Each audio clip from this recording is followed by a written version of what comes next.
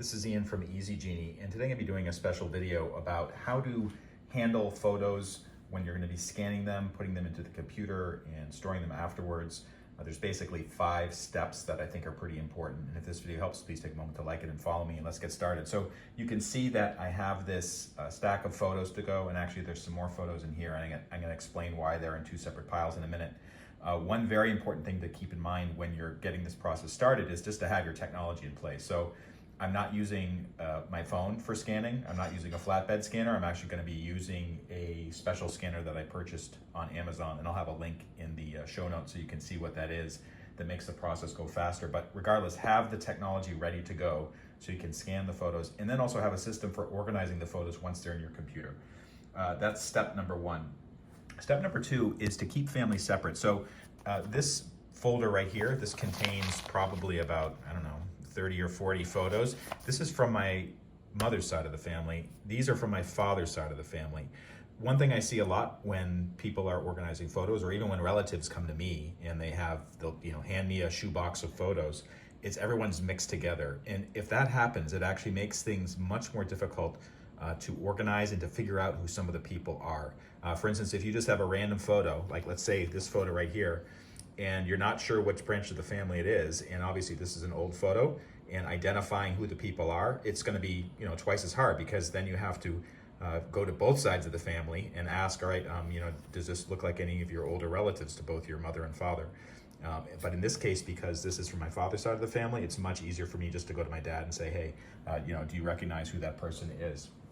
So the second the third step that I have here is have a process for naming and captioning the photos later on. And actually, I think there's some examples here. So in this case, the photo is already captioned, September 1942, 2 weeks old.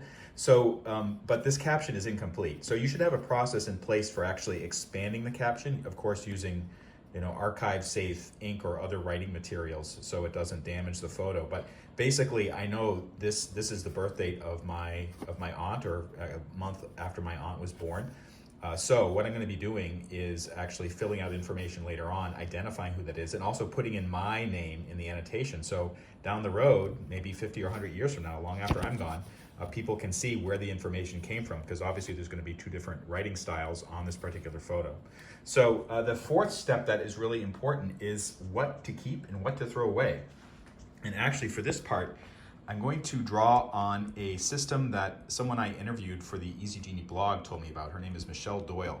But she has a system called, she called it the ABC. So A are precious photos. If you think about it, it's like things that you absolutely want to keep. So that's the A.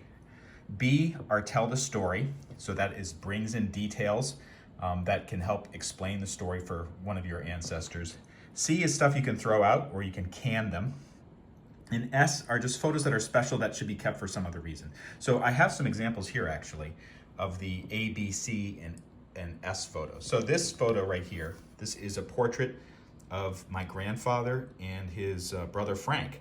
So this is obviously a precious photo. In fact, I think this is the earliest photo I have of my grandfather. So this is from, probably the teens, more than 100 years old. So this is a very precious photo. Absolutely going to keep that one.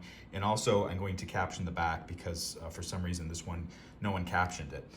The second one, B, telling the story. So this is my grandmother. It says March 1923, and she's standing on a car. So this is actually a pretty cool photo by itself. It's not as detailed as this portrait photo of her husband later on, but it's still pretty important. It indicates that the family actually had enough money to get a car, which I think is pretty remarkable, because they were not well-to-do. So that's something that is going to be in the B category. So this is the one that causes people the most grief, the C category, the stuff you're going to throw out.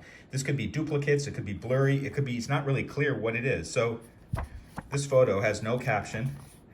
It's some people taking a walk outside. Looks like it's in the wintertime, maybe late fall, and there's nothing there. It's not special in any way, and I'm not going to keep it. Here's another photo that's half damaged. It looks like there's some fish hanging up there. So these are the things that are going to be thrown out, and there's actually quite a few of them.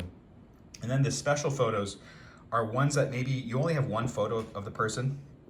So this is a distant cousin, and I'd like to keep her photo. This photo underneath it actually is another special photo. It looks like a pretty ordinary photo. It's you know, two seniors standing in their backyard. That's my grandfather and his second wife, and it's the only photo I have of them. So this is something that I want to keep as a special photo. So there's a system to deal with that stuff. And then finally, the fifth step that's really important for dealing with a big batch of photos that you may have lying around is to actually have some long-term storage solution for them. So what I do is I do have, instead of putting them back in a manila folder or a shoebox, they actually go, once they're organized by name and captioned properly, they go in here. And this is an example where it's actually a printout of a photo, but I put it in a binder. These are acid-free sleeves. And this really helps kind of keep track of the family photos. And you know, when these binders eventually get either handed down to my children or perhaps to my, you know, a distant cousin or something, or I use them for some other purpose, you know, they're very well organized. And one thing I always do actually nowadays for each branch of the family, like this is the Lynch branch, I put a pedigree chart. This is one of our fillable genealogy PDFs in the front, just so I can keep track of who all the people are. So that's my steps, my 5 steps for organizing photos if you're getting ready to scan them. And if this video helped, please take a moment to like it and follow me, and I'll see you next time.